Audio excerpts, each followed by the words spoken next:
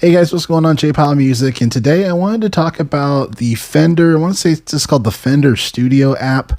It is an application that's available for iOS, Android, and I believe it's for Windows and Mac OS as well. It's a free application, and essentially it is a digital audio workstation. So like Logic, or obviously not as many functions as Logic, but basically a music app where you can just record your music ideas on the fly. So it's pretty simple controls. I wanted to go over it with you today because I just received information as far as Fender releasing this. There are eventually going to be some paid plugins and effects that they'll add on in the future.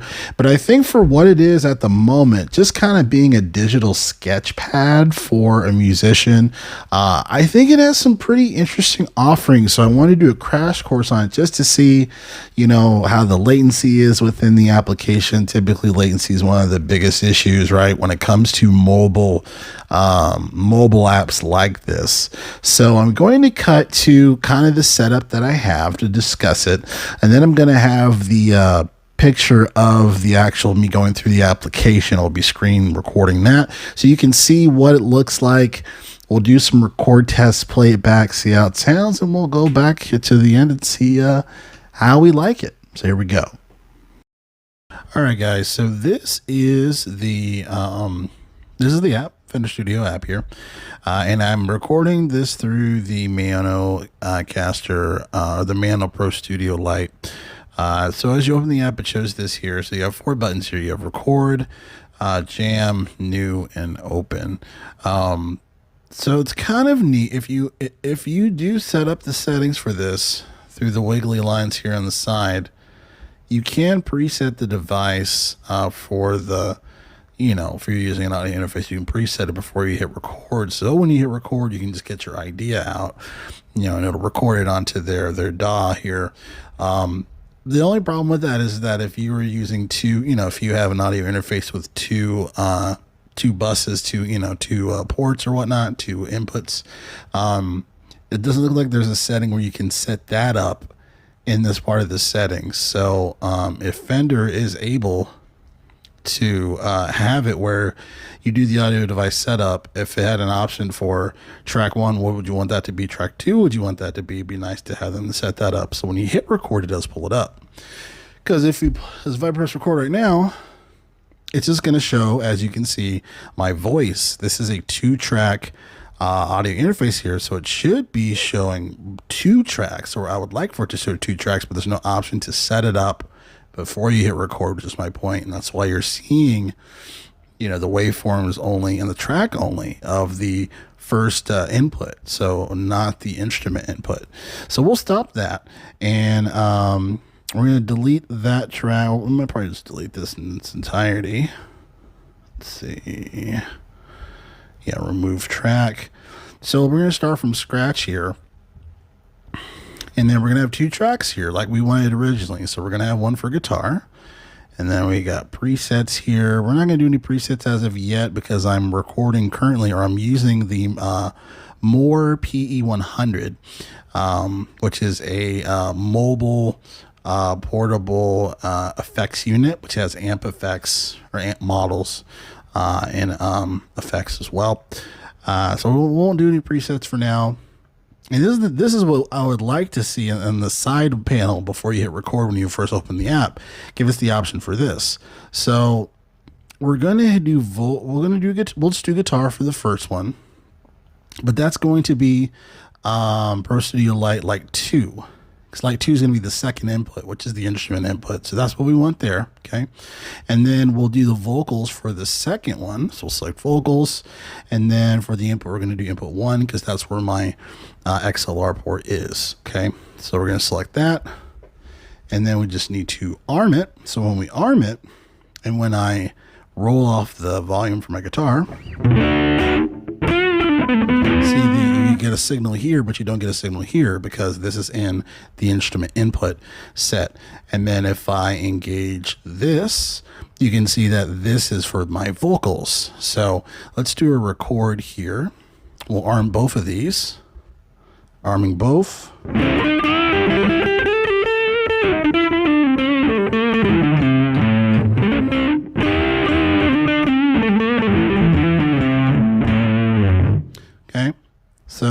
recorded. I got what I got right there. And, I could make some additions to it. So right now I highlighted the track with the guitar on it. So there's a couple options here. If I click on this, it's going to pull this up. So if I need to do any additional trimming, I guess I can make some adjustments there. Looks like there's some fading options. So I could fade out. See the little fading thing on the side there. There's a bending option, and then there's an edit where you can be specific as far as for splitting. So you probably have to have the cursor set or something. And then moving it up and down will increase the gain. I don't think this is a zoom in. I believe that's increasing the gain as well. So that's neat. Let's go to the mixing board here. So as you can see, these are the mixing boards for channel 1 and channel 2 for vocals and guitar, similar to like a regular DAW. Then you have the main out, which you can add some additional effects on that. Looks like you can do some, you can do a side chain, I believe, as far as for a delay and reverb to the main channel. Unfortunately, there's no MIDI option here. So when you're adding your ideas, it needs to be with an instrument, which, it's kind of the whole purpose of this, right? It is the Fender Studio app, if you will. So one thing I wanted to show you guys.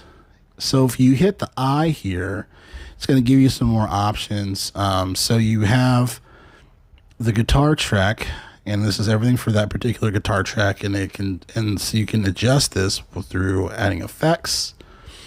And then if we hit effects, looks like it gives you this amp model here, right? So this is kind of cool. So you get a 65 twin reverb in your pocket. And I'm going to switch and do a recording where I'm not using the More PE100, where I'm just doing directly into the Mayono Pro Studio Lite, and I'll do a recording with the 65 reverb to see what that sounds like. Let's see if we have any other amp options as well. So we got 65 twin cabinet. Let's see, we got clean twin. So it looks like it might be just more of an EQ / gain option here. So you got clean twin, which is pretty cool. Okay. Rockabilly slapback. Yeah, so these are all like effects, if you will. It's not necessarily changing the cabinet. So it's possible that if we do upgrade this, that it'll change a different cabinet that's Fender-wise. It says amp settings here. Let's click that. Okay, so you got some settings here. If you click on amp settings, you have bright, which you can turn on or off. You have a noise gate position. Oh, you can add addition to the sag. So, you might be able to get like a Dumble-ish type of sound if you add additional sag to it. And then you have tube bias. So you can increase the tube bias. Not 100% sure what that actually does. So yeah, you have factor and you have user. So the nice thing is that if you do make some certain adjustments, you can save them. So you can have specific presets that are for you specifically, which I think is really nice here. Let's see. And then you can adjust the timing here on the bottom. The BPM. There is a metronome, which is nice, transposing as well. And then also I believe it'll identify the key. Let's see if it'll identify the key. Okay, so you can just set it to where the key is. So if you're adding stuff on top of it, you'll know what key it's in. So for me, I was playing in A minor, so I'll hit A minor. And then it looks like here when we hit effects, there's some options where you can add, looks like there's a preset here for just having some pedals from, before the amp and then after the amp. Not really understanding that, but so that's the that's the preamp for that. I guess this is just what it shows based off of what the setting is, right? So yeah, okay, so whatever you say here for the preset, it's just showing some pedals to complement what that sound is.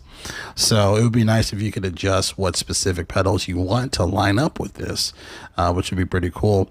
As far as from additional settings here, you have the comp and EQ. So you can add some compression to the track, expand a little bit of speed on the compression. So for how fast it compresses, if you will. And there's some presets here for that. So you just have a 3-band EQ, it looks like. You got a low cut, which is nice. You can up that or not. So low cut's basically like a high pass filter. Very cool. Yeah. So Not bad. You know, this is meant, and then you have an undo and a redo button here on the top. This is essentially, you know, built for those who are just trying to get their ideas out, essentially, right?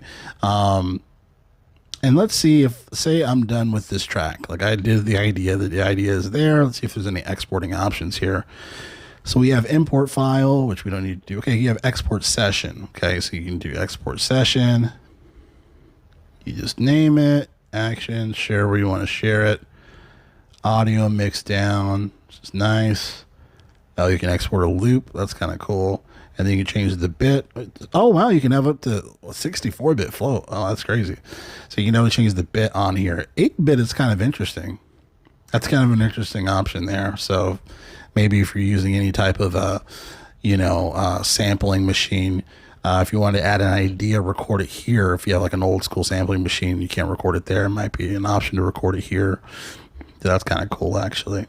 So yeah. So now the next test here, I'm going to disengage from the PE100 the more here, and then attach the Mano Pro Studio Lite just directly into it because I want to see what that amp sounds like. So I'm going to go ahead and switch to that. Okay, so now I am back, and I want to do a recording here and see just how it sounds directly into from my guitar to the Pro Studio Lite, and see how that twin reverb modulation sounds. So we'll go to effects, we'll go to presets here, clean twin room. Let's do that. Okay, looks like we got a little preset, got a little preamp pedal here, one of their Fender pedals actually.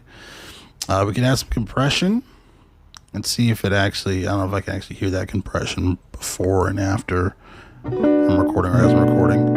Let's see. A little bit actually, yeah.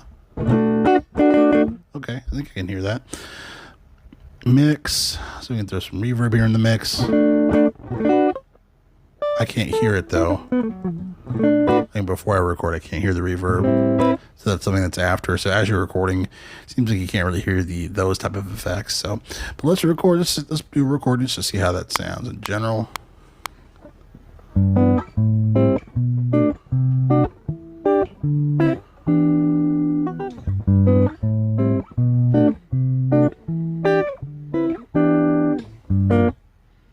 Oops.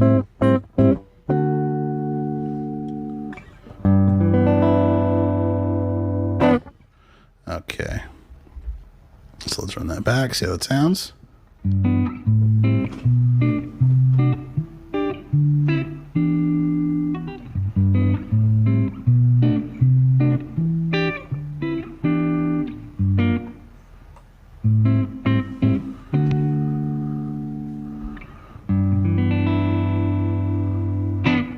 Sounded pretty good. Not sure where that little popping came from, but that's not a bad sound there. So let's go back here to the beginning, or not the beginning, but let's close this out.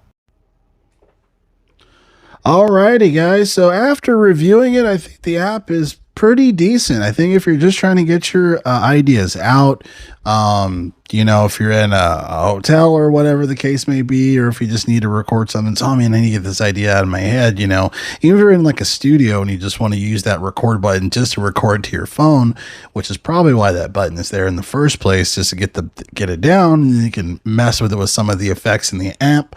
It's pretty cool. It's pretty cool for being free, especially as well. You have a little more control over that particular sound versus just doing like voice memo through iPhone or what have you. So yeah, I think it's pretty neat. It would be interesting to see where they go with this in the future as far as for expanding this. But I think it's definitely cool just to kind of get some ideas out in general. So yeah, let me know your thoughts in the comments. Again, Powelll Music. I'll catch you guys next video. Thanks a lot.